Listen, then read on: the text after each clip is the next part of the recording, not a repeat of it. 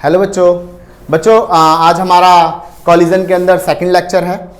Collision के ही second lecture करेंगे, जिसके अंदर हम लास्ट टाइम पे इलास्टिक कॉलिजन को हमने डिस्कस कर लिया था। अब हम बात करेंगे इन इलास्टिक कॉलिजन के बारे में बात करेंगे।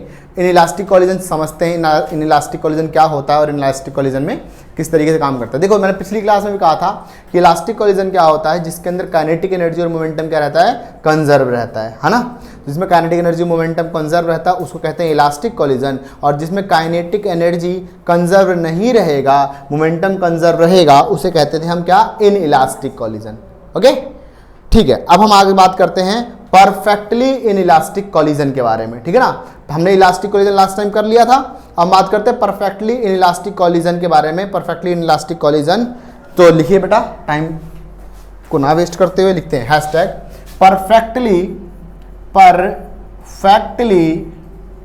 In elastic collision. Perfectly in elastic collision, ये क्या होता है और ये कैसे होता है, इसको हम समझते हैं। देखिए बेटा, कॉलिजन तो मैंने लास्ट क्लास में आपको समझा ही दिया था कॉलिजन क्या होता है। कॉलिजन का मतलब है जब एक बॉडी के रास्ते में दूसरी बॉडी आ जाएगी तो कॉलिजन हुआ, कॉलिजन माना जाएगा। तो चलिए बच्चों, ठीक है ना। तो मैंने आपको कहा कि हम इन इलास्टिक कॉलिजन के बारे में बात कर रहे हैं। तो देखो, इन इलास्टिक कॉलिजन क्या होता है, तो इसमें लिखेंगे when the two body collide and stick together and move with common velocity, that is called inelastic collision। बेटे इस शब्द को बहुत ध्यान रखना। किस शब्द को? देखो, ये जो मैंने बोला ना, मूव विद कॉमन वेलोसिटी, ये वाला, क्योंकि ना जब न्यूमेरिकल्स वगैरह आते हैं ना तो उसके अंदर ना वो ये नहीं कहता कि कॉलिजन इलास्टिक है या कॉलिजन इनइलास्टिक है, वो कह देता है कि बॉडी जो है कॉमन वेलोसिटी जा रही है। समझ रहे हो ना। तो अगर उसने कह दिया बॉडी जो है कॉमन वेलोसिटी जा रही है, दैट इज द इनइलास्टिक, अपन इसको तुरंत समझ लेंगे, ठीक है ना। तो देखो, हम बात करते हैं perfectly in elastic collision in one dimension. तो परफेक्टली इन इलास्टिक कॉलिजन हम समझ तो गए क्या होता है। अब वन डायमेंशन में इसके एक्सप्रेशन को भी ड्रॉ करते हैं, ठीक है। ओके, चलो ध्यान दो इधर। अब देखो, in elastic collision in one dimension. अच्छा, मुझे अब ये याद दिलाओ, इलास्टिक कॉलिजन में क्या कांस्टेंट होता था, याद दिलाओ। हाँ भाई, इलास्टिक कॉलिजन में क्या कांस्टेंट होता था, मोमेंटम और kinetic energy. In elastic collision में क्या होता था, काइनेटिक एनर्जी क्या होता था, लॉस। वेरी गुड, ठीक है ना। तो देखिए, अब मैं दिखाता हूं आपको। देखो, ये रही एक बॉडी, एक ये जो कि वेलोसिटी u1 से जा रही थी, इसकी बॉडी का मास m1 था। ए बॉडी ये कोलाइड हुई एक दूसरी बॉडी से जिसकी वेलोसिटी कुछ नहीं है, वो रेस्ट पे है, इसका मास m2 है, we call it b। Okay, now after collision they will move, ये दोनों चिपक जाएंगे, दोनों स्टिक हो जाएंगे, and they will move with common velocity. अब ये दोनों के दोनों एक ही वेलोसिटी से मूव करने लग जाएंगे, we call it v। It will be m1 and it will become m2। ये हो गया, ये b हो गया। ओके, नाउ क्लियर ही बात है।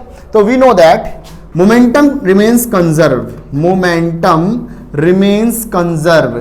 तो सर जी, मोमेंटम तो कंजर्व रहेगा। हाँ जी, बिल्कुल कंजर्व रहेगा।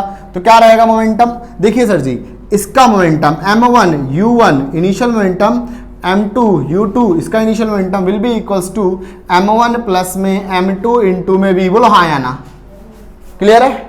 सर जी क्या हो गया, इसका initial momentum will be equal to net final momentum. हमने पढ़ रखा है मोमेंटम का कभी भी कोई लॉस नहीं होता। मैंने लास्ट क्लास में स्प्रिंग का एग्जांपल लेके सभी को समझा दिया था। ओके, नाउ देखिए सर जी, क्योंकि u2 तो रुका हुआ है, तो u2 रुका हुआ, तो इसका क्या हो गया, m1 u1 is equal to m1 plus में m2 इंटू में क्या आ गया, v is the final velocity, we call it v is the common final velocity. जो इन दोनों के मिलने, दोनों के स्टिक होने के बाद जिस वेलोसिटी से बॉडी जा रही है ना, we call it common final velocity. Okay, now अब इसको थोड़ा यूज कर लेंगे बाद में। अब देखिए, मोमेंटम कंजर्व हो गया।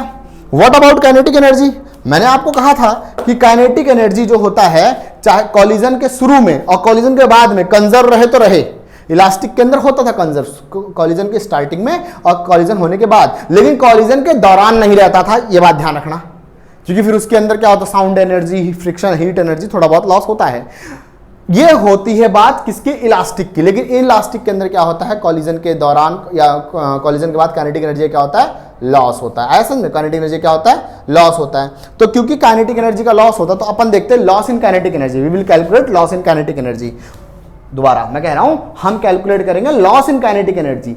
तो loss in kinetic energy calculate करने के लिए पहले मुझे ये पता हो कि इनिशियल काइनेटिक एनर्जी कितनी है, फिर मुझे ये पता हो फाइनल काइनेटिक एनर्जी कितनी, टकराने के बाद काइनेटिक एनर्जी कितनी हो गई, तो मैं क्या करूंगा, माइनस कर दूंगा, लॉस आ जाएगा। बोलो हाँ या ना भाई, क्लियर कॉन्सेप्ट, वेरी गुड। तो बात करते हैं initial kinetic energy. Now initial kinetic energy, initial kinetic energy we will call it K E का आई 1/2 m1 u1 का स्क्वायर। सर जी ये बॉल तो रुकी हुई है, तो इसकी कोई इनिशियल काइनेटिक एनर्जी होगी ही नहीं। वेरी गुड, ठीक है जी। Final kinetic energy, final kinetic energy we will call it KEF, KEF it will become equal to 1/2। Sir जी फाइनल मास कितना हो जाएगा फाइनल, हाँ भाई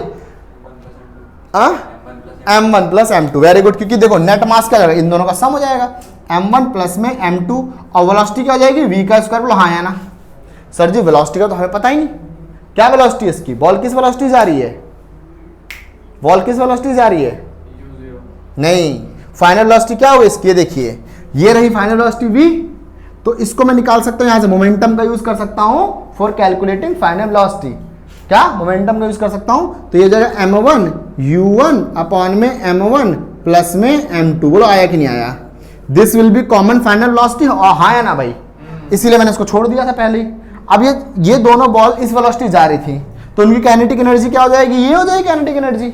अब मैं इस वैल्यू को वहां सब्स्टिट्यूट कर दूंगा, तो ये काइनेटिक एनर्जी फाइनल क्या हो गई, काइनेटिक एनर्जी फाइनल हो गई 1/2 m1 प्लस में m2, और v क्या हो गया, कॉमन वेलोसिटी ये रहा, कॉमन वेलोसिटी क्या रहा, m1 u1 अपॉन में m1 प्लस में m2 का स्क्वायर। बोलो हाँ या ना भाई, क्लियर है, दिख रहा है, ठीक है। नोट कर लो फटाफट, फिर मैं आगे बताता हूं। अब देखिए बेटा, फाइनल वेलोसिटी ये रही, यहां पर सब्स्टिट्यूट कर दिया। Now loss in kinetic energy, loss in kinetic energy, तो लॉस इन काइनेटिक एनर्जी कैसे निकालेंगे, लॉस इन काइनेटिक एनर्जी, तो क्या करो, इनिशियल काइनेटिक एनर्जी में से फाइनल काइनेटिक एनर्जी माइनस कर दो। सर जी हमेशा तो फाइनल में से इनिशियल माइनस करते थे, अभी नहीं, क्योंकि देखो जो बॉल पहले जा रही होगी, पहले जो बॉल थी उसकी वेलोसिटी ज़्यादा होगी, है ना, मास भी अप्रिसिएबल है उसका, तो उसकी काइनेटिक एनर्जी ज़्यादा होगी, और टक्कर के बाद काइनेटिक एनर्जी थोड़ी डाउन जाएगी ही जाएगी, समझे ना, इसलिए यहाँ पर इनिशियल में से फाइनल माइनस किया जाएगा। क्लियर है, ठीक है। अब आगे चलते हैं। तो इनिशियल काइनेटिक एनर्जी क्या हो गई, ये हो गई, ध्यान देते रहना। अब ध्यान देना, 1/2 m1 u1 का square minus final kinetic energy वो हो गई, इसीलिए मैंने उसको आगे लिखा था यहाँ पर। तो बेटा इसके बाद यही नोट कर लेना, सेग्रीगेट मत करना, ठीक है। ये हो जाएगा m1 u1 अपॉन में m1 प्लस में m2 का स्क्वायर, ये हो गया, समझ में आ रहा है, ठीक है ना। अब देखो क्या कर रहा हूँ मैं, ये हो जाएगा 1/2 m1 u1 का स्क्वायर माइनस में 1/2 m1 प्लस में m2। अब थोड़ा ध्यान देंगे, ये जब ऊपर है तो इसके ऊपर स्क्वायर चढ़ जाएगा, m1 का स्क्वायर u1 का स्क्वायर अपॉन में क्या आ जाएगा, m1 प्लस में m2 का होल स्क्वायर। बोलो हाँ या ना भाई, ठीक है ना। एक बार से ये मर जाएगा ये, तो एक बार क्या बचेगा, अब ये बचेगा 1/2 m1 u1 का स्क्वायर माइनस 1/2 m1 का स्क्वायर u1 का स्क्वायर, अंदर बचा m1 प्लस में m2। बोलो हाँ या ना भाई, क्लियर कॉन्सेप्ट, ठीक है। अब आगे क्या करें, अब इसको रफ कर देता हूं मैं, अब आगे चलते हैं थोड़ा सा। देखिए अब यहां say that is loss in kinetic energy, that is change in kinetic energy ना, चेंज इन काइनेटिक। अब देखो क्या करूंगा मैं यहां से, 1/2 m1 u1 स्क्वायर, यहाँ भी 1/2 m, ये तो ये क्या हो जाएगा 1/2 m1 u1 का स्क्वायर कॉमन आ जाएगा। अगर मैं इसको कॉमन लूंगा, अगर मैं इसको कॉमन लूंगा तो अंदर क्या बचेगा, अंदर बचेगा ये वाली वैल्यू बाहर जाएगी, तो एक तो बचेगा अंदर, एक तो बचेगा ही मुस्कान, एक तो बचेगा अंदर माइनस, तो क्योंकि ये वैल्यू बाहर चली गई, तो बाहर चली गई तो यहाँ क्या बचा, m1 तो बचेगा ही, दैट विल बिकम m1, और नीचे क्या बचा आपका m1 प्लस में m2। बोलो हाँ या ना, कोई दिक्कत, गुड। अब मैथमेटिक्स क्या कहता है, मैथ वाले भैया कहते हैं कि जो यहाँ पर है उसको पूरे के साथ से मल्टीप्लाई करो, फिर पूरे के नीचे आ जाएगा, हाँ या ना भाई, ठीक, good. That is change in kinetic energy is equals to 1/2 m1 u1 का स्क्वायर, और यहाँ से ये वैल्यू यहाँ मल्टीप्लाई होगी, देन इसके साथ ये जगह m1 प्लस में m2 माइनस में m1 अपॉन में m1 प्लस में m2 का m1 से m1 चला गया, तो चेंज इन काइनेटिक एनर्जी क्या बचा 1/2 m1 u1 का स्क्वायर, और नीचे और ये मल्टीप्लाई में बचा आपका m2 बचा, और नीचे क्या बचा m1 प्लस में m2। थोड़ा सा इसको इंटरचेंज करूंगा तो ऐसे लिख लेते हैं, काइनेटिक एनर्जी में चेंज जो है हो गया 1/2 m1 मल्टीप्लाई m2 1 का स्क्वायर m1 प्लस में m2, ये this is the change in kinetic energy. और एक और बात, क्योंकि देखिए यहाँ काइनेटिक एनर्जी कंजर्व नहीं है, तो अगर मेरे पास वैल्यू होती और मैं वैल्यू डेटा वगैरह डालता, अभी हम न्यूमेरिकल वगैरह कर लेंगे, डेटा वगैरह डालता तो मुझे समझ में आता कि हाँ काइनेटिक एनर्जी में लॉस हुआ है। तो क्योंकि काइनेटिक एनर्जी में अगर लॉस होगा तो हम क्या कहेंगे, कौन सा कॉलिजन है वो आपका इनइलास्टिक कॉलिजन, समझे। तो चलिए इस पे हम एक न्यूमेरिकल कर ही लेते हैं, ठीक है ना, नोट कर लिया बेटा, फिर न्यूमेरिकल करते हैं इस पे। ठीक है बेटा ये क्वेश्चन देखो, ये न्यूमेरिकल जो मैंने अभी टॉपिक कराया उसी पे है, इनइलास्टिक कॉलिजन वन डायमेंशन पे ही है। इसके अंदर क्या है, रेलवे कैरेज है, उसका मास 9000 kg है, तो मास m1 ले लेता हूँ 9000 kg ले लेता हूँ। आप भी एक बार बगैर देखे रोक के बस क्वेश्चन की प्रैक्टिस करें, हो जाएगा, ज़्यादा मुश्किल क्वेश्चन नहीं है अभी। Moving with the speed of, इसकी स्पीड क्या है u1, इसकी स्पीड है 36 किलोमीटर पर आवर। बेटा आप सबको पता तो है कि किलोमीटर पर आवर नहीं लेते, हम मीटर पर सेकंड लेते हैं, तो उसमें क्या हो जाएगा 36 मल्टीप्लाई 5/18 दैट इज 10 मीटर पर सेकेंड। ओके ठीक है जी। Collide with the stationary carriage, तो मतलब ऐसा ही कुछ है कि ये एक ट्रेन है ऐसे करके, और ये दूसरी ट्रेन है, ये रुकी हुई है, इसकी स्पीड कुछ नहीं है, जीरो है, और ये 10 से जा रही है। अभी जो कॉलिजन करा था सेम वैसा ही तो है, वहाँ बॉल ली थी मैंने और यहाँ पर कैरेज ले लिया, ठीक है ना भाई। Okay, after the collision the carriage get coupled move together, मतलब कॉलिजन के बाद ये दोनों कैरेज एक साथ जाने लग गए, ऐसे करें कॉमन वेलोसिटी के साथ, जैसा वो था बिल्कुल वैसा ही है। What is their common speed, बिल्कुल आसान। तो देखो net initial momentum net final momentum के बराबर होगा, ठीक है जी। दोनों का मास कह रखा है बराबर है, तो m2 जो है वो 9000, ये भी 9000 kg हो गया, लो जी आसान हो गया। तो ये हो गया 9000 kg, ये भी 9000 के 9 हो गया। तो देखो नेट इनिशियल मोमेंटम बराबर होगा नेट फाइनल मोमेंटम के। बेटा मैं चाहूँ तो डायरेक्ट फॉर्मूला भी डाल सकता हूँ, लेकिन मैं फॉर्मूला डाल के मैं कॉन्सेप्ट के अकॉर्डिंग ही चलता हूँ। देखो नेट इनिशियल मोमेंटम क्या होगा, इसका mass that is 9000 kg into में इसकी वेलोसिटी u1 बराबर होगा, बेटा क्योंकि ये तो जीरो पे है तो इसका कोई मोमेंटम होगा ही नहीं, नेट फाइनल मोमेंटम, जो कि फाइनल मोमेंटम कितना हो गया 9000 plus 9000 that is equal to 18000 multiplied by v1। समझ में आया कि नहीं आया, समझ में आया। दोबारा देखो नेट इनिशियल मोमेंटम तो सिर्फ इसकी वजह से होगा, ये तो रुका हुआ, इसकी वजह से कोई मोमेंटम नहीं होगा। क्या होगा, मास इंटू वेलोसिटी, मास कितना 9000, वेलोसिटी कितनी 10 मीटर पर सेकंड, 10 मीटर पर सेकंड आ गया, लो जी मैं डाल 10 मीटर पर सेकंड डाल देता हूँ ये, और बराबर फाइन टक्कर के बाद जब दोनों साथ चलने लगे तो नेट फाइनल मोमेंटम के बराबर होता है कॉलिजन के बाद। तो फाइनल मोमेंटम क्या होगा, मास टोटल मास कितना होगा 9000 18000 हो गया, और कॉमन वेलोसिटी क्या हो गई v1 हो गई। तो हम क्या कर लेंगे, v1 इज इक्वल्स टू ये जगह 90000 अपॉन में 18000, 3 0 से 3 0 गया, 18 जा, है ना, 18 जा गया। तो v वेलोसिटी कॉमन वेलोसिटी क्या हो गई 5 मीटर पर सेकंड। तो बेटा पहला तो क्वेश्चन यही था, मैंने कहा था ना आसान है, डायरेक्ट आप फॉर्मूले में डालो, जो करवाया ना पीछे उसमें डालो, आंसर आ जाएगा आपका बिल्कुल, ठीक है ना। तो पहले क्या थी, what is the common speed after collision, common speed क्या है। अब कह रहा है व्हाट टाइप ऑफ कॉलिजन, ये कॉलिजन इलास्टिक है या इनइलास्टिक है। तो बेटा मैं याद दिलाता हूं कि अगर इलास्टिक कॉलिजन होता तो उसके अंदर क्या होता, काइनेटिक एनर्जी क्या रहती, कंजर्व रहती, काइनेटिक एनर्जी क्या रहती, सेम रहती। लेकिन अगर इनइलास्टिक कॉलिजन है तो काइनेटिक एनर्जी का लॉस होगा, नहीं समझे, काइनेटिक एनर्जी का क्या होगा, लॉस होगा। तो चलो देखते हैं इनिशियल काइनेटिक एनर्जी कितनी थी नेट, और फाइनल काइनेटिक एनर्जी कितनी थी। अगर काइनेटिक एनर्जी दोनों समय बराबर रहेगी, इनिशियल के समय बराबर रहेगी फाइनल वाले के, तो इसका मतलब तो इलास्टिक है, और अगर नहीं होगी तो इनइलास्टिक है। समझ आया, वेरी गुड। तो initial kinetic energy initial that is 1/2 m1 u1 का स्क्वायर। मास कितना है बेटा, इसका मास है 1/2, मास है 9000 kg, और u इसकी वेलोसिटी क्या थी 10, तो 10 का स्क्वायर जब बेटा सॉल्व करूंगा इसको तो ये आ जाएगा 10 की पावर 100, ये 4500 बन जाएगा और ये हो जाएगा 100, तो ये हो जाएगा 4 5 1 2 3 4 जूल। बोलो हाँ या ना? मैथमेटिक्स समझ लो ध्यान से। इससे क्या 45 बचा, 10 की पावर 100 हो गए तो मल्टीप्लाई हो गया तो 2 के बजाय 4 जीरो आ जाएगा। बोलो हाँ या ना? मतलब 4.5 lakh joule, 4.5 lakh joule initial kinetic energy. Final kinetic energy बोले तो कॉलिजन के बाद, तो कॉलिजन में 1/2 m1 प्लस में m2 इंटू में कॉमन वेलोसिटी का स्क्वायर, यही फॉर्मूला होता है ना, हाफ mv स्क्वायर। तो हाफ नेट वेलोसिटी, नेट मास कितना है 18,000 kg, 1/2 18,000 kg और कॉमन वेलोसिटी क्या है 5 का स्क्वायर। तो क्या हो गया बेटा, इससे आएगा तो 9000 आएगा ये आपका डायरेक्ट। तो 9000 मल्टीप्लाइड बाय 25, 9000 को 25 से मल्टीप्लाई करें कितना आएगा, मतलब 9 को 25 से मल्टीप्लाई कर लो तो कितना आ जाएगा, लगभग आपका आ जाएगा, ये आपका लगभग आ जाएगा। अगर मैं करूंगा तो 25 दहम 250 होता है, तो अगर मैं 9 से करूँ 225 ही रहेगा, मतलब 2 2 5 1 2 3, दिमाग लगाओ। अगर 25 टेंजा करूँगा 250 हो जाएगा, तो मैंने क्या करा, टेंजा में 250 होगा, 9 में क्या होगा 225 हो जाएगा, समझे ना।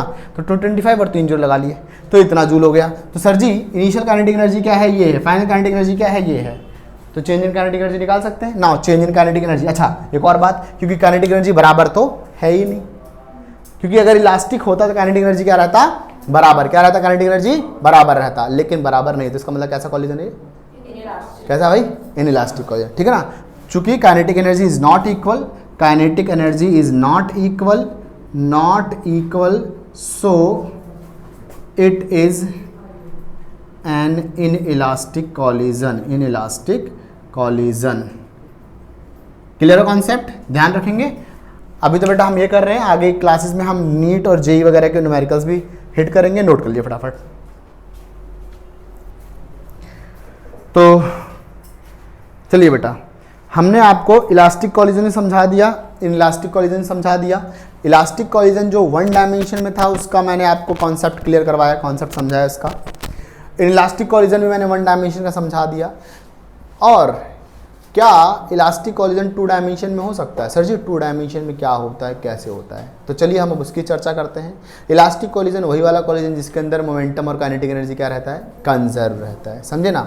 तो क्योंकि इसके अंदर मोमेंटम और काइनेटिक एनर्जी कंजर्व रहता है, तो अब हम इसके अंदर देखने वाले जब 2 डायमेंशन में कोई बॉडी जो है अगर इलास्टिकली टकराए और 2 डायमेंशन उसके पास मोशन आ जाए तो वो कैसा बिहेवियर करती है और क्या होता है। तो चलिए देखते हैं। तो लिखिए हैशटैग इलास्टिक कॉलिजन इन 2 डायमेंशन, हैशटैग इलास्टिक कॉलिजन इन, इलास्टिक कॉलिजन इन 2 डायमेंशन इसके अंदर। तो सर जी चलिए करते हैं, कैसे देखिए। ये रहा एक बॉडी, m1 मास है इसका, u1 वेलोसिटी है, ओके। और ये रही बॉडी जिसका मास m2 है और रुका हुआ है मान लेते हैं, ठीक है ना। दोनों आई और दोनों टकरा गई, ये आई पीछे से और इसमें हिट कर गई। हिट करने के बाद एक बॉडी भाग गई, एक बॉडी भाग, ऐसा बनाता बेटा, थोड़ा सा इसको क्लियर करता हूँ, थोड़ा सा ऐसा करके बनाता हूँ। देखो ये बॉडी आई इस तरीके से, u1 वेलोसिटी से आई, u1 वेलोसिटी से आई और इस पर टकराई। जब इस पर टकराई, टकराने बाद कॉलिजन के बाद क्या हुआ, ये बॉडी हिट होकर चली गई इस दिशा में और ये बॉडी चली गई इस दिशा में। अब की बार लीनियर मोशन तो हुआ नहीं ना। 2 डायमेंशन क्या होता है, एक्स और वाई एक्सिस दोनों के अंदर जाना 2 डायमेंशन कहलाता है। तो अब की बार बॉडी जो है हमारी वो सिर्फ एक्स में नहीं जा रही है, वो एक्स और वाई दोनों में जा रही है। आ रहा समझ में ना। तो अब देखिए ये बॉडी आई, बॉडी टकराई, एक बॉडी चली गई यहाँ से, m1 मास है, उसकी फाइनल वेलोसिटी हो जाएगी v1। बोलो हाँ या ना, ठीक। और एक बॉडी चली आएगी टकरा के यहाँ से, जिसका मास m2 मान लेता हूँ, जिसका मास मैं m2 मान लेता हूँ, और जो फाइनल वेलोसिटी जाएगी v2 से, ठीक है सर जी। याद करो सर जी, ये लीनियर मतलब ये एक 1 डायमेंशन मोशन में आ रही थी, तो इसका मतलब जब ये इधर गई, ये देखो ये कहाँ जा रही है, एक्स कंपोनेंट और एक इमेजिनरी वाई कंपोनेंट दोनों की तरफ जा रही है। तो सर जी मुझे ये बताओ ये इनिशियल इस एक्सिस से कुछ एंगल थीटा बना रही है कि थीटा 1? हाँ जी बिल्कुल थीटा 1 बना रही है। और ये क्या कर रहा है, कुछ थीटा 2 बना रहा है, जहाँ से था अपने एक्स एक्सिस से कुछ थीटा 1 थीटा 2 बना रहा है। अब सर जी देखो, जो ये वेलोसिटी इस तरफ जा रही है, टक्कर के बाद जो वेलोसिटी इस तरफ जा रही है, उसका एक कंपोनेंट उसका इधर भी जाएगा। Velocity is a vector quantity. कौन सी क्वांटिटी? Velocity vector quantity. तो क्योंकि वेलोसिटी वेक्टर क्वांटिटी है तो वो क्या होगा? स्प्लिट भी होगा। नहीं समझे? तो उसका एक कंपोनेंट जाएगा इधर, तो we call it v1 cos θ1, और इसका एक कंपोनेंट गया इधर और इसका एक कंपोनेंट जाएगा vertical, we call it v1 sin θ1। किसी को कोई दुख परेशानी कष्ट तो नहीं किसी प्रकार का? Very good. उसी तरीके से अब इसके कंपोनेंट देखो, नेट रिजल्टेंट टक्कर के बाद इसकी नेट रिजल्टेंट वेलोसिटी इस डायरेक्शन में, तो उसका एक कंपोनेंट जाएगा इधर और एक कंपोनेंट जाएगा इसके वर्टिकल, तो we call it v2 cos θ2, और इसका एक कंपोनेंट जाएगा इस तरफ, we call it v2 sin θ2। बोलो हाँ या ना भाई? क्लियर कॉन्सेप्ट, ध्यान रखेंगे। अब क्योंकि इलास्टिक कॉलिजन है, इलास्टिक कॉलिजन में क्या सेम रहता है? काइनेटिक एनर्जी और मोमेंटम दोनों कंजर्व रहते हैं, अपन जानते हैं। तो क्योंकि ये इलास्टिक कॉलिजन हुआ तो we know that momentum conserve, momentum क्या रहेगा? मोमेंटम कंजर्व रहेगा। मोमेंटम कंजर्व, सर जी निकालो कैसे कंजर्व रहेगा? तो इसे कहते हैं net initial momentum will be equals to net final momentum. Sir जी नेट इनिशियल मोमेंटम क्या रहेगा? तो नेट इनिशियल मोमेंटम रहेगा किस वेलोसिटी से आ रहा था? u1 से आ रहा था ना। तो देखो ये तो रुका हुआ था, तो अगर इसका निकालूंगा m1 u1 और m2 u2, तो सर जी इसका तो मोमेंटम कुछ होगा नहीं, तो इसको हटा ही दो। क्यों निकालोगे बगैर मतलब में? फाइनल मोमेंटम, टक्कर के बाद का मोमेंटम, टक्कर के बाद का मोमेंटम कैसे निकालूं? सर जी m1 v1 और m2 v2। नहीं, ऐसा नहीं होता। क्यों नहीं होता? निकालो सर ऐसे। क्योंकि देखो जब ऑब्जेक्ट आ रहा था तो उसका मोमेंटम कौन से कोऑर्डिनेट में आ रहा था? एक्स कोऑर्डिनेट में। समझिए, एक्स मान लो ना एक डायमेंशन में, टक्कर के बाद दोनों स्प्लिट हुए ना भाई, टक्कर के बाद दोनों बटे ना, इधर इधर गए हैं। आते समय तो वो एक ही कोऑर्डिनेट में आ रहा था, और मोमेंटम एक वेक्टर क्वांटिटी है, मोमेंटम एक वेक्टर क्वांटिटी है। अब कोई ये कह दे कि भैया ऐसा कर लो m1 u1 m1 v1 कर दो, अरे v1 जो ये वेलोसिटी है वो कुछ थीटा से चला गया इस तरफ, तो अब जब ये कुछ थीटा बना के चला गया तो वही सेम वेलोसिटी में तो जा नहीं रहा होगा। तो इसका मतलब मोमेंटम क्योंकि एक वेक्टर क्वांटिटी होता है, तो अगर एक्स एक्सिस, इनिशियल मोमेंटम मैंने एक्स एक्सिस का लिया है तो फाइनल मोमेंटम भी मैं एक्स एक्सिस का ही लूंगा। फाइनल मोमेंटम किसी एंगल का नहीं लेने वाला, तभी तो मोमेंटम कंजर्वेशन फॉलो होगा। मोमेंटम वेक्टर है ना भैया, तो अगर मैंने इनिशियल मोमेंटम एक्स एक्सिस का लिया तो फाइनल मोमेंटम मेरे को एक्स एक्सिस का लेना पड़ेगा। बोला हाँ या ना भाई? Clear concept? गुड, ये वाली बात ध्यान रखना। तो इसका मतलब देखो, अब जो बॉडी इधर गई, जो बॉडी इधर जा रही है, उसका कौन सा कंपोनेंट जा रहा है? v1 cos theta, mass into velocity. तो हम कह लेंगे m1 v1 cos θ1 प्लस इसका m2 v2 cos θ2। बोलो हाँ या ना? मेरी बात से एग्री करते हो एकदम? तो ये हो गया मोमेंटम कंजर्वेशन फॉलो कर गया। ठीक है जी, बहुत अच्छा जी, चलो मान लेते हैं। ठीक है जी, अब बात करते हैं काइनेटिक एनर्जी। अच्छा, ये तो चलो, ये तो हॉरिजॉन्टल डायरेक्शन में क्या होगा? Momentum conservation in horizontal direction, horizontal direction, जॉन्टल डायरेक्शन। चलो ऐसा कर लेते हैं। ठीक है जी, एक्स में आया था, एक्स में वाई एक्सिस का क्या होगा? अगर मैं मास और वेलोसिटी यहाँ मल्टीप्लाई करूँ तो मास और वेलोसिटी यहाँ भी तो मल्टीप्लाई होगा। तो वर्टिकल में momentum conservation, momentum in vertical direction, vertical direction. तो वर्टिकल डायरेक्शन मोमेंटम क्या होगा? तो सर जी देखो, ये हो गया m1 v1 sin θ1। देखिए ये वाला कंपोनेंट जा रहा है इस तरफ, ये वेलोसिटी जा रही है, वेलोसिटी वेक्टर जा रहा है इस तरफ, तो इसका मोमेंटम इस तरफ, और इसका वेलोसिटी वेक्टर जा रहा है इस तरफ, तो इसका मोमेंटम इस तरफ। अगर सर जी मैं इसको प्लस लूंगा तो इसको माइनस लेना पड़ेगा, क्योंकि मैथमेटिक्स यही कहता है, क्योंकि वेक्टर यही कहता है कि अगर एक कंपोनेंट आपका प्लस का होता है, अगला कंपोनेंट क्या होगा आपका? माइनस का होगा। ठीक है ना? तो अब आगे चलते हैं। तो m1 v1 sin theta minus m2 v2 sin θ2 will be equal to क्या? 0। क्यों सर जी? क्योंकि देखो इसका जो मोमेंटम इस कंपोनेंट में गया, इसका मोमेंटम, क्योंकि सर जी इसका तो वर्टिकल कंपोनेंट में कोई मोमेंटम था ही नहीं ना इनिशियल। जो वर्टिकल कंपोनेंट में मोमेंटम आया है टक्कर के बाद आया है, तो क्या कॉन्सेप्ट होता है? कॉन्सेप्ट होता है initial momentum is equal to final momentum, ही होता ना। तो इनिशियली वर्टिकल कंपोनेंट में क्या मोमेंटम था? कुछ नहीं था, 0। फाइनल वर्टिकल कंपोनेंट में हुआ, हाँ जी हुआ, एक मोमेंटम इधर, एक मोमेंटम इधर, तो ये रहा फाइनल वर्टिकल कंपोनेंट का मोमेंटम। बोलो हाँ या ना भाई? अब थोड़ा सा मैं आगे चलता हूँ इसको लेकर। अगर मैं इसको आगे फेंक दूँ तो हो जाएगा m1 v1 sine theta 1 is equal to m2 v2 sine theta 2। बेटा बहुत इंपॉर्टेंट एक्सप्रेशन बन गया, y कंपोनेंट का मोमेंटम इस प्रकार से कंजर्व रहेगा। क्लियर? ठीक है सर जी। अब काइनेटिक एनर्जी, क्योंकि इलास्टिक कॉलिजन है तो काइनेटिक एनर्जी भी कंजर्व रहेगी। हाँ जी रहेगी। Now kinetic energy conserve. Now how to kinetic energy conserve, kinetic energy conserve. तो देखिए सर जी, कहते हैं initial kinetic energy will be equals to final का, क्योंकि इलास्टिक कॉलिजन मैंने पहले कह रखा, हमने इलास्टिक कॉलिजन कर रखा है। 2 डायमेंशन में बॉलें टकराई और 2 डायमेंशन में भटक गई वो, ठीक है ना। सर जी इनिशियल काइनेटिक एनर्जी क्या है? लो जी 1/2 m1 u1 का स्क्वायर, और फाइनल काइनेटिक एनर्जी क्या है? अब फिर उसमें पंगा सर जी ऐसा हो जाएगा कि 1/2 m1 v1 cos theta 1 v2, नहीं ऐसा नहीं होगा। काहे नहीं होगा? काहे कि इसलिए नहीं होगा क्योंकि काइनेटिक एनर्जी जो होता है वो कैसा है? स्केलर। कैसा है वो? स्केलर। काइनेटिक एनर्जी डायरेक्शन पे तो फॉलो करता ही नहीं, डायरेक्शन पे डिपेंड करता ही नहीं है। तो क्योंकि काइनेटिक एनर्जी स्केलर है तो इसलिए जो इनिशियल काइनेटिक एनर्जी रही होगी, अब बॉले इधर चली जाए इधर चली जाए कहीं भी चली जाए, फाइनल काइनेटिक एनर्जी वही रहेगा, क्योंकि काइनेटिक एनर्जी डायरेक्शन पे डिपेंड करता ही नहीं है। नहीं समझ में आया? ठीक है ना। तो इसका मतलब क्या हो जाएगा? Final kinetic energy 1/2 m1 v1 का स्क्वायर प्लस में 1/2 m2 v2 का स्क्वायर। किसी को कोई इसमें दुख दुविधा परेशानी कष्ट तो नहीं किसी प्रकार का? तो ये हो गया जब बॉडी 2 डायमेंशन मोशन में होती है तो उसके अंदर काइनेटिक एनर्जी मोमेंटम इस प्रकार कंजर्व रहता है। ठीक है ना। चलिए नोट कर लीजिए, फिर मैं इसके स्पेशल केसेस करवाता हूँ। तो देखिए बेटा, तो हमने आपको बता दिया कि भाई इलास्टिक कॉलिजन इन 2 डायमेंशन कैसे होता है और किस तरीके से परफॉर्म होता है। अब उसके कुछ स्पेशल केसेस हैं, हम उन स्पेशल केसेस को एक बार डिस्कस कर लेते हैं। 2-3 केसेस हैं, उनको हम एक बार डिस्कस करते हैं। देखिए कैसे। पहला ग्लैंसिंग कॉलिजन। ग्लैंसिंग कॉलिजन का मतलब क्या होता है? इसके अंदर होता है कि भाई दोनों के बीच में ग्लैंसिंग कॉलिजन मतलब 2 बॉडी जो आ रही हैं उनके बीच में 90 डिग्री का डिफरेंस हो। क्या उनके बीच में? 90 डिग्री डिफरेंस। ठीक है ना। तो इसको मैंने ऐसे लिखा इन दिस θ1 0 θ2 90, मतलब कि आए बॉल, पहली बॉल दूसरी बॉल ये रही, टक्कर के बाद एक बॉल तो ऐसे इधर ही चली जाए और एक बॉल इधर के करके चली जाए इधर करके, तो θ1 तो हो गया 0 डिग्री और इसका θ2 क्या हो गया? 90 डिग्री हो गया। समझ में आ रहा है कि नहीं आ रहा?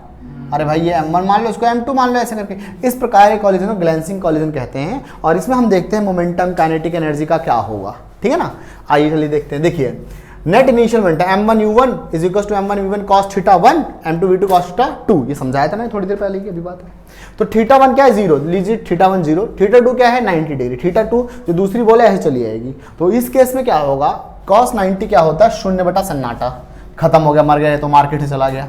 cos 0 क्या होता है? 1 होता है। तो ये खत्म हो गया, m1 v1 बचा, m1 से m1 मर गया, क्या आ गया? u1 is equals to v1। इसका मतलब पहले वाले बॉल की जो इनिशियल वेलोसिटी थी और टक्कर के बाद जो फाइनल वेलोसिटी थी उसी बॉल की, वो क्या रहेगी? बराबर। सर जी क्या कह रहा हूं मैं कह रहा हूं जैसे इसकी इनिशियल वेलोसिटी u1 थी और यहाँ टक्कर के बाद इसकी v1 से जा रहा होगा ये, तो ये दोनों अगर ये 10 से जा रहा था टक्कर के बाद भी 10 से ही जाएगा। समझे ना? तो क्या रहेगा? काइनेटिक मोमेंटम क्या रहेगा? इस तरीके से बराबर रहेगा। तो क्योंकि देखिए, तो ये क्या रहेगा? बराबर रहेगा। अगर ये बराबर, थोड़ा दिमाग लगाओ, समझो थोड़ा। ये आ गया u1 10 से आ रहा था, इससे टकराया, ये बॉल रुकी हुई थी, ये बॉल थी u2 क्या थी? जस्ट लाइक 0 पे थी।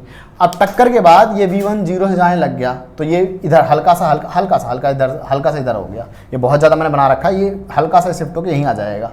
मतलब v2 की जो फाइनल वेलोसिटी होगी 0 होगी। क्यों 0 होगी? क्योंकि सर जी जो इसकी वेलोसिटी थी टक्कर के बाद भी इसी की उतनी ही बनी हुई है। तो वेलोसिटी का ट्रांसफर अगर हुआ होता है तब तो ये नीचे भागती जोर से, इसमें वेलोसिटी का बहुत ट्रांसफर नहीं हुआ, बस वो लग के वो उसने रास्ता चेंज कर लिया, रास्ता चेंज करके अपने इसके 90 डिग्री से चली गई, इनिशियल वाले एंगल के 90 डिग्री से हल्का से नीचे आ गया। समझे ना? तो अब देखो ना, तो क्योंकि क्या होगा? v2 उसकी फाइनल वेलोसिटी टक्कर के बाद क्या होगी? 0 होगी। तो क्योंकि अगर फाइनल वेलोसिटी टक्कर के बाद 0 होगी तो देखो फाइनल वेलोसिटी 0 हो गया तो मोमेंटम काइनेटिक एनर्जी का क्या हिसाब किताब होगा? तो काइनेटिक एनर्जी क्या होता है? नेट इनिशियल काइनेटिक एनर्जी बराबर नेट फाइनल काइनेटिक एनर्जी। तो नेट इनिशियल काइनेटिक एनर्जी तो बनाएगा ये वाला ball u1 half m1 u1 का स्क्वायर, और नेट फाइनल काइनेटिक एनर्जी कौन बनाएगा? यही वाला बॉल, क्योंकि इसकी तो कोई खास वेलोसिटी है नहीं, क्योंकि इसकी वेलोसिटी 0 है। तो मैंने यहाँ पर देखो पहले ही बना दिया। अगर मैं इसको ऐसे लिखता, अरे भाई मैं इसको ऐसे लिखता ना 1/2 m2 v2 का स्क्वायर, लेकिन दिमाग लगाओ थोड़ा सा कि जब इसने कोई वेलोसिटी इसमें शिफ्ट ही नहीं किया तो काइनेटिक एनर्जी क्या आएगा? समझे ना। तो इसकी काइनेटिक एनर्जी कुछ बनेगी ही नहीं, जीरो हो जाएगी। तो क्या आएगा डेटा, ये वाला डेटा आएगा, इसको हटा दो, ये वाला डेटा रह जाएगा, ये वाला डेटा। समझे कि नहीं समझे, ठीक है। अब बात करते हैं हेड ऑन कॉलिजन। बेटा हेड ऑन कॉलिजन क्या होता है? हेड ऑन कॉलिजन होगा ये एकदम गया इसके सीधे रास्ते से गया और एक तो चला गया किसी एंगल थीटा से और एक सीधा सीधा चला गया ऐसे करके, समझे ना ये। तो in this targeted particle move theta 2 = 0 degree.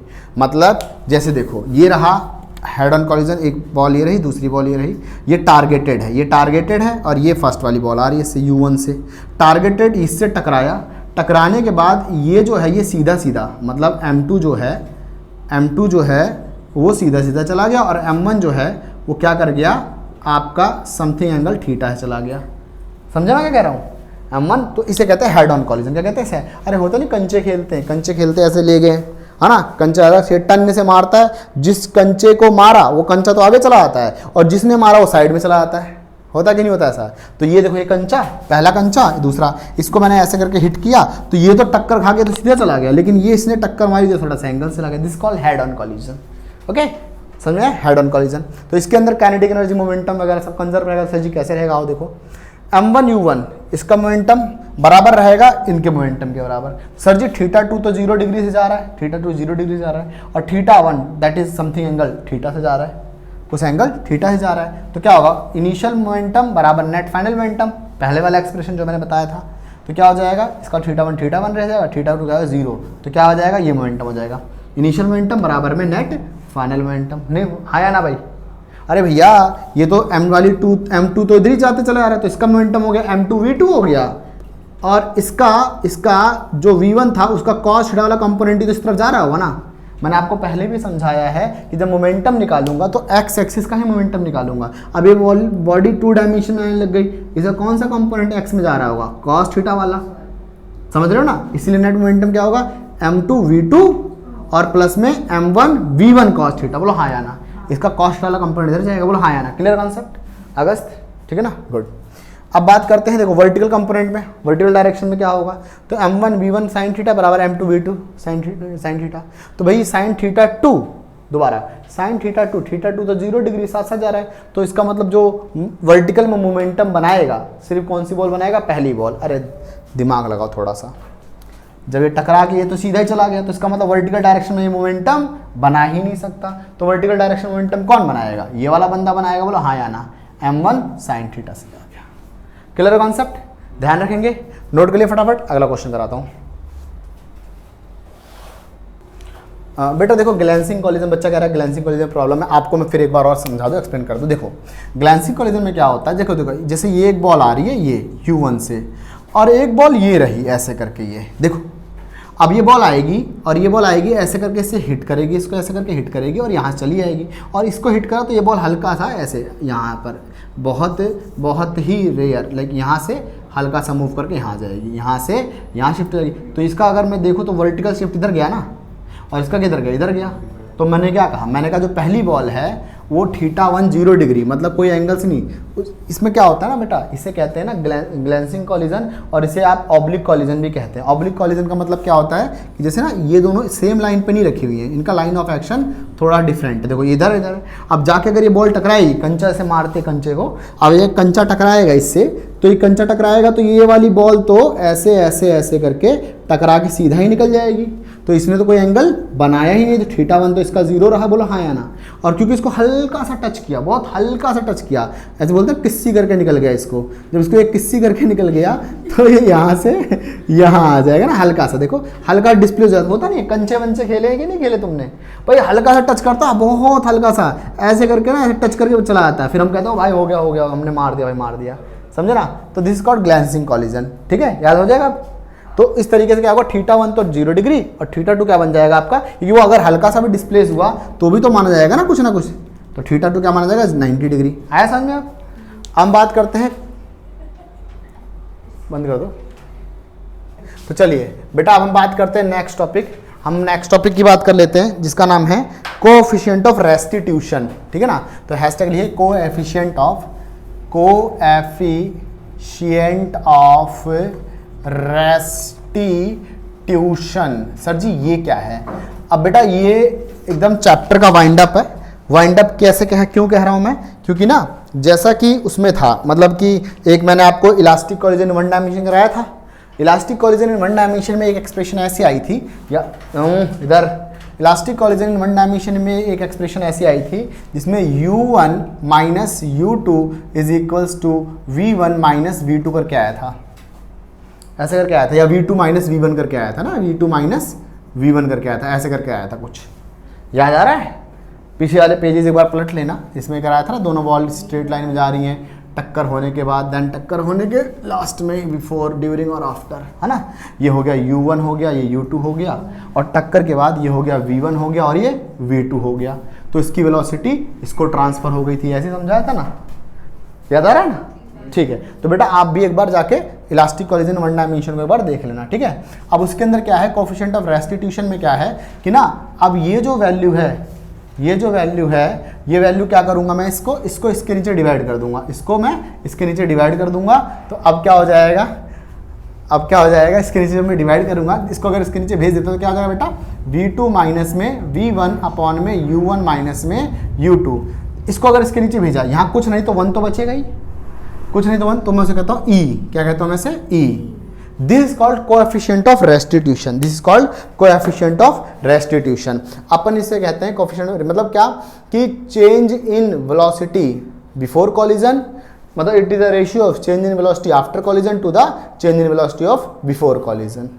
क्या रेशियो ऑफ चेंज इन, देखो change in velocity of after collision to the change in velocity of before collision, ratio of change in velocity of after collision, it is the ratio of change in velocity after collision to the change in velocity before collision,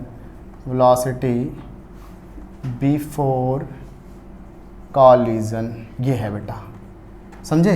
sir जी थोड़ा सा और हम इसे समझते, देखो भाई ये हो गया बॉल टक्कर से पहले, ये टक्कर के दौरान और ये टक्कर के बाद का कंडीशन है।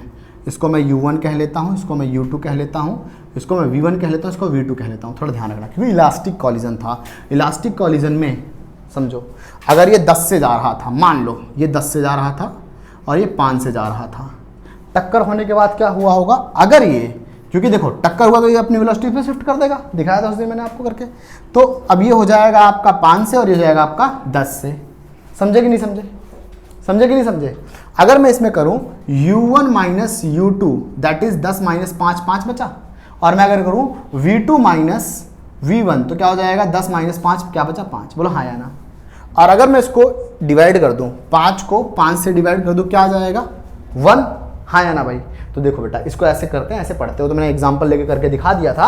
अब मैं ऐसे करके देखो, first if e is equals to 1, अगर e की वैल्यू 1 आई, अगर e की वैल्यू 1 आई तो हम कहते हैं कि वेलोसिटी ऑफ अप्रोचिंग, ये 10 से आ रहा था, 5 से आ रहा था, वेलोसिटी ऑफ अप्रोचिंग है ना, will be equals to velocity in after collision, कि जिस वेलोसिटी से, जिस चेंज इन वेलोसिटी से अप्रोच कर रहा था, टकराने के बाद वही चेंज इन वेलोसिटी आ गया अगर कोएफिशिएंट। और इसे कहते हैं परफेक्टली इलास्टिक कॉलिजन। क्या कहते हैं इसको, परफेक्टली इलास्टिक कॉलिजन। बोलो हाँ या ना, ठीक है ना। तो इसको बोलेंगे velocity of separation equals to velocity of approach, velocity of separation, देखो सेपरेट होने की जो वेलोसिटी है वो बराबर होगी change in velocity of approach, है ना। Velocity of separation is equals to change in approach, is equal to velocity of approach, ठीक है बेटा। ये हो गया, ये बॉल्स वगैरह में होता है जो आइडेंटिकल, मैंने लास्ट क्लास में आपको समझाया था। लेकिन अगर देखो, अगर सेकंड पॉइंट, अगर E जो है 0 से बड़ा हो और 1 से छोटा हो, 0 से बड़ा हो, 1 से छोटा कब होगा, 1 से छोटा तब होगा जब डिनोमिनेटर ज्यादा हो और न्यूमरेटर क्या हो, कम। मान लो ये 8 है और ये 10 है ना, 8 है 10 तो कितना मतलब 0.8। तो 0 से तो बड़ा है लेकिन 1 से छोटा है। इस केस में क्या होता है, इस केस में कहते हैं कि जो वेलोसिटी ऑफ सेपरेशन है वो लेस देन है वेलोसिटी ऑफ अप्रोच से। अरे सर जी क्या कह रहे हो आप, देखो मान लो ये 10 से 8 था, 5 से 8 था, है ना। जब टक्कर हुई तो क्या हुआ, टक्कर होने के बाद ये आपका आ गया, ये हो गया आपका, मान लेते हैं 8 हो गया, ये 5 रह गया, तो क्या आ गया आपका 8 माइनस 5 क्या आ गया, 3 आया कि नहीं आया। तो जो वेलोसिटी ऑफ अप्रोच था वो कितना था, 5 का चेंज था। वेलोसिटी ऑफ अप्रोच ज़्यादा था as compare to velocity of collision, है ना। तो इसे कहते हैं वेलोसिटी ऑफ सेपरेशन, जो सेपरेट होने की जो वेलोसिटी है, दोनों के अलग होने की वेलोसिटी है, 3 से अलग हो रहे हैं, और वेलोसिटी ऑफ अप्रोच 5 से अप्रोच कर रहे थे, तो कहते हैं velocity of separation less than that of velocity of approach. आया समझ में क्या कह रहा हूँ मैं। तो इसमें कहते हैं velocity of separation, velocity of separation less than that of velocity of approach. समझे कि नहीं समझे, आई बात समझ में, ठीक है ना। अब लास्ट, अगर ई की वैल्यू 0 आ गई, अगर ई की वैल्यू कहीं 0, मैं ऐसा क्यों समझा रहा हूँ पता है, क्योंकि ना जो न्यूमेरिकल वगैरह होते हैं, जो एमसीक्यू वगैरह होते हैं, चाहे किसी भी सीबीएसई नीट जे कहीं भी होते, तो पता ई की वैल्यू दे के बोलता है वो। अब उस ई की वैल्यू से अपने को समझना पड़ता है कि क्या है ये, समझ रहे हो ना। अगर ई बराबर आ गया 0, थर्ड ई बराबर आ गया 0, अगर ई बराबर 0 आ गया तो इसका मतलब क्या है, इसका मतलब ये है E0 कब आएगा, सोचो जरा, E0 कब आएगा, अगर हाँ ये दोनों क्या हो जाए, 0 हो जाए, क्या हो जाए 0, नहीं समझे। अगर ऊपर 0 आ जाए, क्योंकि देखो अगर नीचे 0 आएगा, कोई भी चीज़ 0 से डिफाइन होगा, 0 से डिवाइड होगा, नॉट डिफाइन बन जाएगा।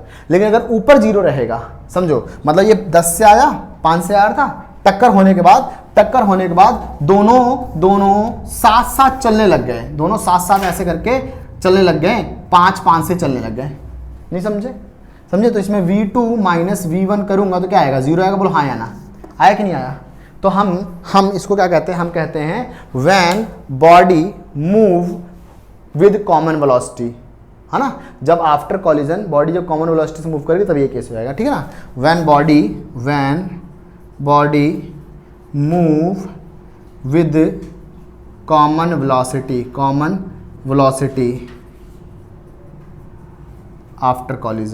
आफ्टर